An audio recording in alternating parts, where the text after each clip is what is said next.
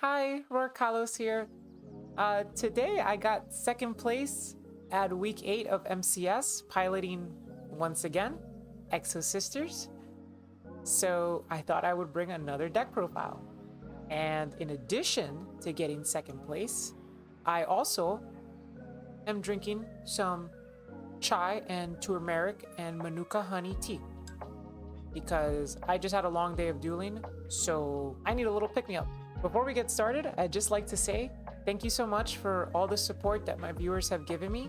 In the last 5 videos over the last 2 weeks, my channel has gotten 5,000 views and over 150 subscribers. That feels amazing. Thank you so much. So, I won't bore you too much with the card-by-card breakdown. You can check out my earlier deck profile for that. Instead, I'll focus on the few cards that are different. For starters, let's do the easy ones. I'm playing the second Jabreen. Second Jabreen definitely comes up. The third Caspitel should honestly be a Linkaribo. Linkaribo is for outing Destiny Hero Dark Angel.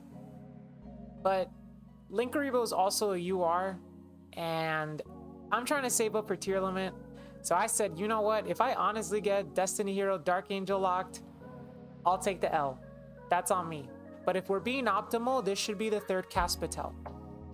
That said, pretty much every time that I resolve Prosperity, the third Caspitel and the second Jabreen are my 5th and 6th Banish after Baguska, Zeus, Lingaribo, and Goddess. Now on to the 3 differences in the main deck. This time around, I decided to play Shifter and 1 Arment. So this is taking the place of the Double Evenly and the Raigeki that I played in week 5. I just feel that after the Ishizu cards came out, with there being a literal tier 1 FTK in the format, running too many board breakers is just not the wave. So instead, I decided to play Shifter for this event. My experience with Shifter was very mid. The 2 times that I resolved it, I did win, but I felt that I could have won without Shifter as well. Arment, on the other hand, didn't come up too much as a one-of, but what it is an extra engine card. And sometimes the deck feels a little bricky in testing.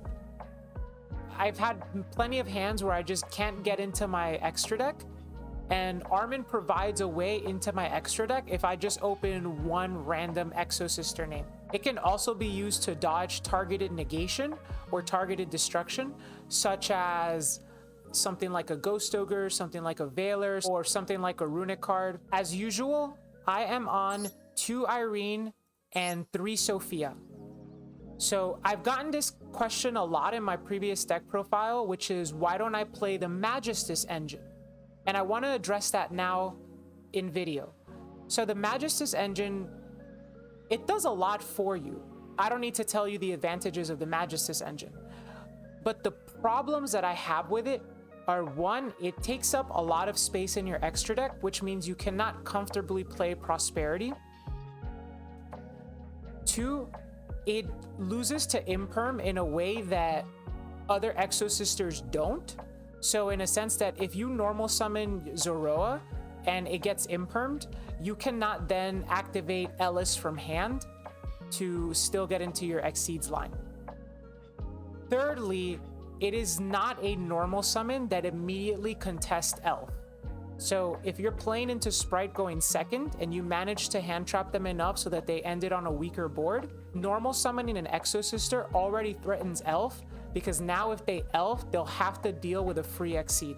And the final factor, and honestly one of the most important factors, is additional Exosister names allow you the flexibility of resolving Vadis multiple times, even if your deck gets milled out or banished from the top, which is going to happen in a meta that has Ishizu cards, that has Runic cards. If your one of Irene gets banished or gets milled off the top, your Vadis is only going to be able to go for Martha and Ellis. And if that's the case, you might have already gone through 2 Ellises on turn 1. So having to Vadis for Ellis and Martha on your opponent's turn effectively means that you have turned your Marthas, the remaining one in your deck, into a vanilla.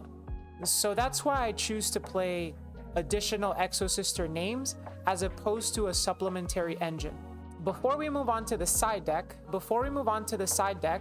I wanted to give a quick rundown of how the tournament went. So I went 6-2 in Swiss. My only 2 losses were to Sprite after getting max seed going second. So I was going second and they set up a full board and then they max seed me. And yeah, not a lot you could do against that. I lost in the final round to Dinomorphia. It was actually pretty close. I think I could have come out on top if the final card in my hand was live, but it was a crossout and I don't believe they were running any hand traps. So it just sat there collecting dust. Funny enough, I ended up playing against the same Dinomorphia player in top 16 and 2-0'd them. Then I 2-0'd my opponent in top 8, who was on Ishizu Runic, and then I 2-0'd my opponent in top 4, who was on Pure Punk. So I completely swept through all of Top Cut. Then I got to the finals, and I won game 1, but then I lost games 2 and 3. I definitely didn't play those games out as best as I could, but I'll go over that more in detail when I do a replay analysis. So let's do the side deck. The side deck was, in my opinion, the worst part of my deck. Let's go over it real quick. 2 copies of Neko Main King, 2 copies of Drolan Lockbird, 3 copies of Lancia, 3 copies of Lightning Storm, 1 Carpe Diem, 2 Different Dimension Ground, 1 Solemn Judgment, and 1 Red Reboot. So Red Reboot and Judgment are great. Carpe Diem is excellent going first. Lightning Storm was because I wanted back row destruction. I knew that I was going to be playing against Dinomorphia in top 16, and I wanted an out to just floodgates. That said, I don't think that side decking Neko Main King and Lancia while main decking Shifter was necessary. The purpose of Neko Main King and Lancia are mostly to prevent the deck out FTK. If you Lancia, they can't banish Necroface, and if they can't banish Necroface, then they can't deck you out. And then Neko Main King, if you're unfamiliar with it, if your opponent sends it to the graveyard from your deck or anywhere in your possession, then it goes immediately to the end phase. And this is a mandatory when effect, so it cannot miss timing. It's really strong, but it's just overkill. I don't need this many cards for the Runic matchup if I'm already main decking Shifter and side decking Lancia. Something that you might notice with this side deck is that it is very much not prepared for the Sprite matchup. Lo and behold, that was the matchup that I lost. Droll is just generically good. I really like Droll. I also like Droll in the TCG right now. It's also good versus Flunderies in games 2 and 3 because they'll side out their Shifters, so you'll always be able to Droll them. And I know there was at least 1 Flunderies player in Top Cut. Shoutouts to Rezu. And then the Different Dimension Ground was something that I wanted for going first that was chainable. The other option is D-Barrier, but I don't think D-Barrier hits enough decks this format. Pretty much any deck right now is making a variety of extra deck cards.